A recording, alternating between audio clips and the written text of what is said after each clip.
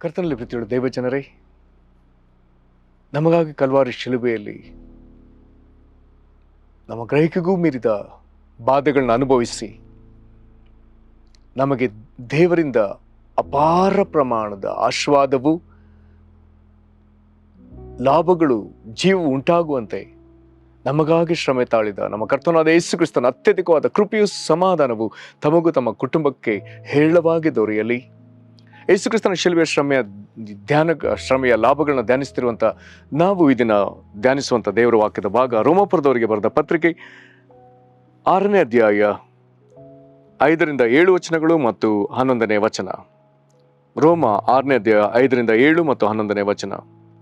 ಹೇಗೆಂದರೆ ನಾವು ಆತನ ಮರಣಕ್ಕೆ ಸದೃಶ್ಯವಾದ ಮರಣವನ್ನು ಹೊಂದಿ ಆತನಲ್ಲಿ ಐಕ್ಯವಾಗಿದ್ದರೆ ಆತನ ಪುನರುತ್ಥಾನಕ್ಕೆ ಸದೃಶ್ಯವಾದ ಪುನರುತ್ಥಾನವನ್ನೂ ಹೊಂದಿ ಆತನಲ್ಲಿ ಐಕ್ಯವಾಗುವೆವು. ಪಾಪಾಧೀನ ಸ್ವಭಾವವು ನಾಶವಾಗಿ ನಾವು ಇನ್ನು ಪಾಪದ ವಶದಲ್ಲಿರದಂತೆ ನಮ್ಮ ಪೂರ್ವ ಸ್ವಭಾವವು ಕ್ರಿಸ್ತನು ಕೂಡ ಶಿಲುಬೆಗೆ ಹಾಕಲ್ಪಟ್ಟಿತೆಂದು ತಿಳಿದಿದ್ದೇವೆ. ಸತ್ತವನು ಪಾಪದ ವಶದಿಂದ ಬಿಡುಗಡೆ ಹೊಂದಿದ್ದಾನಷ್ಟೇ. 11ನೇ ವಚನ. ಅದೇ ಪ್ರಕಾರ ನೀವು ಸಹ ನಿಮ್ಮನ್ನು ಕ್ರಿಸ್ತ ಯೇಸುವಿನ ಐಕ್ಯದಿಂದ ಪಾಪದ ಪಾಲಿಗೆ ಸತ್ತವರು ದೇವರಿಗಾಗಿ ಜೀವಿಸುವವರು ಎಂದು ಎಣಿಸಿಕೊಳ್ಳಿರಿ. ಈ ವಾಕ್ಯಗಳನ್ನ ನಾವು ಧ್ಯಾನಿಸಲಿಕ್ಕೆ ಸಾಧ್ಯವಾಗುವಂತೆ ದೇವರಾತ್ಮನು ತಾನೇ ನಮ್ಮನ್ನು ಬಲಪಡಿಸಿ ನಮಗೆ ಬೋಧಿಸಲಿ. ದೇವರು ನಮ್ಮನ್ನ ತನ್ನ ಆತ್ಮನಿಂದ ತುಂಬಿಸಿ ನಮಗೆ ಜ್ಞಾನವುಳ್ಳ ಆತ್ಮವನ್ನು ಅನುಗ್ರಹಿಸಿ ನಮ್ಮ ಮನೋನೇತ್ರಗಳನ್ನ ಬೆಳಗಿಸಲಿ. ಯೇಸು ಕ್ರಿಸ್ತನ ಶಿಲುಬೆ ಶ್ರಮೆಯ ಧ್ಯಾನವು ಅದರ ಲಾಭವು ನಿಮ್ಮನ್ನ ದಿನದಿಂದ ದಿನಕ್ಕೆ ಜಯದಲ್ಲಿ ನಡೆಸಲಿ. ಕರ್ತನಿಗೆ ಸ್ತೋತ್ರ. ಕರ್ತನಲ್ಲಿ ಪ್ರೀತಿಯುಳ್ಳ ದೇವಜನರೇ, ನಾವೀಗ ಓದಿದ ವಾಕ್ಯದ ಭಾಗದಲ್ಲಿ ನಾವು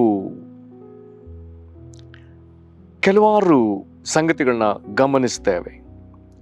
ಇದರಲ್ಲಿ ಕ್ರಿಸ್ತನ ಮರಣಕ್ಕೆ ಸಾದೃಶ್ಯವಾದ ಸಂಗತಿ, ಪುನರುತ್ಥಾನಕ್ಕೆ ಸಾದೃಶ್ಯವಾದ ಸಂಗತಿ ಮತ್ತು 7ನೇ ವಚನದಲ್ಲಿ ಹೀಗೆ ಓದ್ತೇವೆ, ಸತ್ತವನು ಪಾಪದ ವಶದಿಂದ ಬಿಡುಗಡೆ ಹೊಂದಿದ್ದಾನಷ್ಟೇ. ಹಾಗಾದ್ರೆ ಸತ್ತವನು ಎನ್ನುವಂತ ಮಾತು ಬರ್ತದೆ ಅಲ್ಲ. 11ನೇ ವಚನದಲ್ಲಿ ಪಾಪದ ಪಾಲಿಗೆ ಸತ್ತವರು ಎಂಬುದಾಗಿ ಬರ್ತದೆ ಅಲ್ಲ.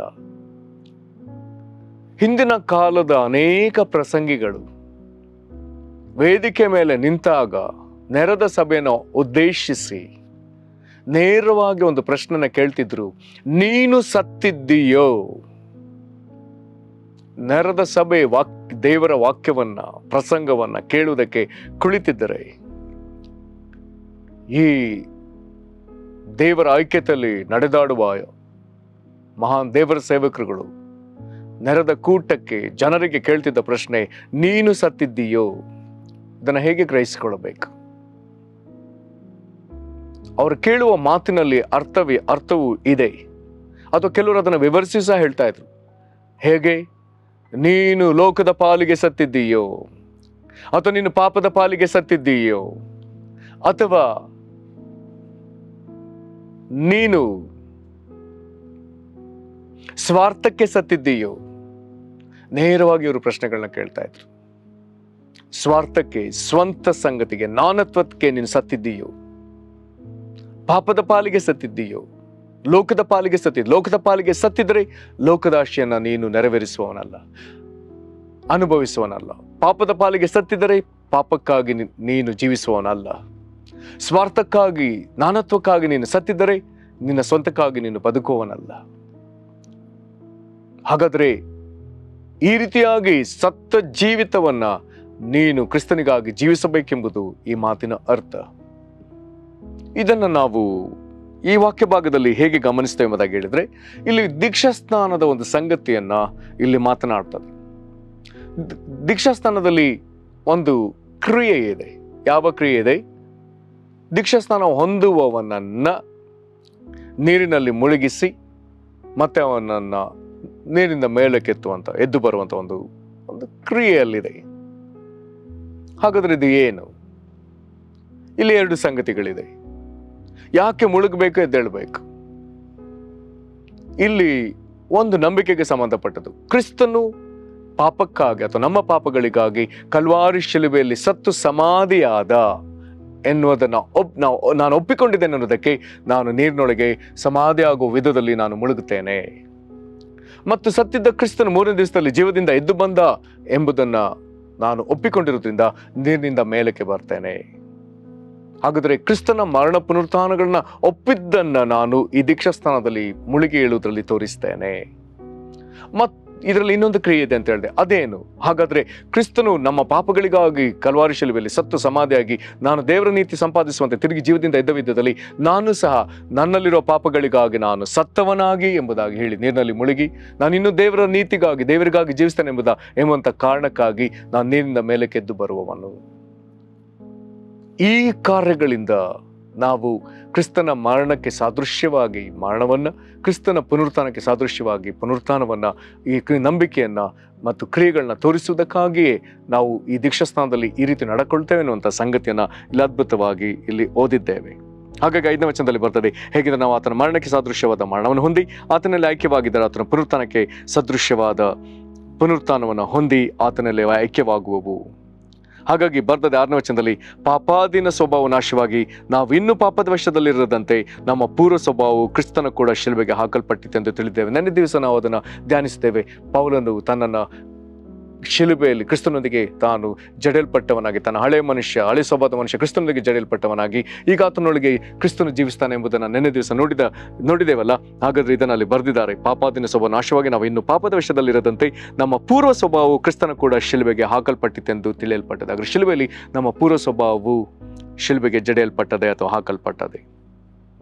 ಇದರಿಂದ 7ನೇ ವಚನದಲ್ಲಿ ಇರುವಂಥ ಲಾಭ, ಹೀಗೆ ಸತ್ತವನು ಶಿಲುಬೆಗೆ ಜಡೆಯಲ್ಪಟ್ಟವನು ಸತ್ತವನು ಪಾಪದ ವಶದಿಂದ ಬಿಡುಗಡೆ ಹೊಂದಿದ್ದಾನೆ. ಪ್ರಿಯರೇ, ಇದು ಕ್ರಿಸ್ತೀಯ ಜೀವಿತದ ಅನುಭವ. ಪಾಪದ ವಶದಿಂದ ಬಿಡುಗಡೆ ಆಗುವಂಥದ್ದು.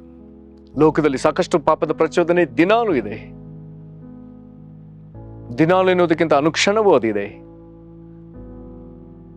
ಈ ಶರೀರವು ಅನೇಕ ಸತಿ ಪಾಪದ ಕಡೆಗೆ ಒಲವು ತೋರಿಸುವಂತ ಸ್ಥಿತಿ ಯಾವಾಗಲೂ ಇದೆ. ಆದರೂ ಅವುಗಳ ನಡುವೆ ನಾವು ಪಾಪದ ಪಾಲಿಗೆ ಸತ್ತವರಾಗಿ ದೇವರನ್ನು ಮಹಿಮೆಪಡಿಸುವಂತೆ ಕ್ರಿಸ್ತನಿಗಾಗಿ ದೇವರ ನೀತಿಯನ್ನು ಧರಿಸಿಕೊಂಡವರಾಗಿ ಜೀವಿಸುವಂತ ಒಂದು ದೊಡ್ಡ ಸವಾಲಿನ ಜೀವಿತ ನಮ್ಮ ಎದುರು ಇದೆ. ಇಲ್ಲಿ ದೇವರ ವಾಕ್ಯ ಹೇಳ್ತದೆ 11ನೇ ವಚನಕ್ಕೆ ಬರುವಾಗ, ಹಾಗಾಗಿ ನಮ್ಮನ್ನು ಹೇಗೆ ಎಚ್ಚರಿಸ್ತದೆ, ಹೇಗೆ ನಮ್ಮನ್ನು ಉತ್ತೇಜಿಸ್ತದೆ, ಅದೇ ಪ್ರಕಾರ ನೀವು ಸಹ ನಿಮ್ಮನ್ನು ಕ್ರಿಸ್ತ ಯೇಸುವಿನ ಐಕ್ಯದಿಂದ ಪಾಪದ ಪಾಲಿಗೆ ಸತ್ತವರು ದೇವರಿಗಾಗಿ ಜೀವಿಸುವರೆಂದು ಎಣಿಸಿಕೊಳ್ಳಿರಿ. ನಾವು ಕ್ರಿಸ್ತ ಯೇಸುವಿನಲ್ಲಿರುವ ಐಕ್ಯತೆಗಾಗಿ ಪಾಪದ ಪಾಲಿಗೆ ಸತ್ತವರು, ದೇವರಿಗಾಗಿ ಜೀವಿಸುವವರು ಎಂಬುದನ್ನ ನಾವು ಎಣಿಸಿಕೊಳ್ಳಬೇಕೆಂಬುದಾಗಿ ವಾಕ್ಯವು ಹೇಳ್ತಾ ಇದೆ. ಇದನ್ನ ನಾವು ಸರಿಯಾದ ಗ್ರಹಿಕೆಯಲ್ಲಿ ಜೀವಿಸಬೇಕೆಂಬುದಾಗಿ ಹೇಳ್ತಾ ಇದೆ. ಪ್ರಿಯರೇ, ಇಂಥ ಒಂದು ಸಮರ್ಪಣೆ ನಮಗೆ ಅವಶ್ಯ. ಇಲ್ಲಿ ನಮಗೆ ಅರ್ಥವಾಗಲಿ, ನಾನಿದ್ದ ರೀತಿಯಲ್ಲಿ ದೇವರನ್ನ ನಾನು ಒಪ್ಪಿಕೊಳ್ಳಲಿ ಎನ್ನುವಂಥ ಮನೋಭಾವವು ಈ ದಿನಗಳಲ್ಲಿ ಅನೇಕರಲ್ಲಿ ಇದೆ. ಅನೇಕರಿಗೆ ತಮ್ಮ ತಪ್ಪನ್ನು ಯಾರು ಹೇಳಲೇಬಾರದು, ಅನೇಕರಿಗೆ ತಮ್ಮನ್ನು ಯಾರು ತಿದ್ದಲೇಬಾರದು.